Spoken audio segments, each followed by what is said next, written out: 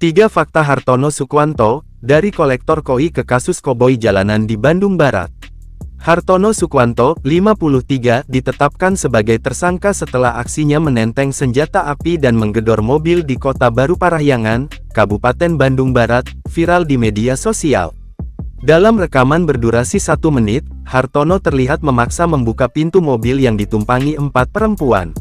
Kapolres Cimahi, AKBP Tri Suhartanto, menyebut insiden itu terjadi pada Minggu, tanggal 2 Maret tahun 2025, sekitar pukul 14 waktu Indonesia Barat. Menurut keterangan polisi, aksi Hartono dipicu oleh keyakinannya bahwa mantan kekasihnya, Na, 29, berada di dalam mobil tersebut. Hartono lalu mengejar mobil itu, menghentikannya, dan mengeluarkan senjata api. Hartono menyerahkan diri ke Polres Cimahi pada Senin tanggal 3 Maret tahun 2025 bersama dengan senjata api yang digunakannya.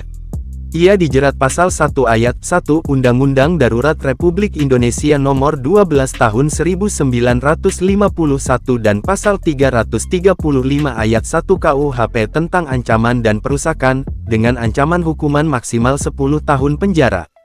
Di luar kasus ini, Hartono dikenal sebagai pehobi ikan koi berprestasi. Ia adalah orang Indonesia pertama yang meraih gelar Grand Champion pada Nishiki-go of the World 2013 di Jepang dengan ikan koi jenis kohaku bernama Mulan Legend.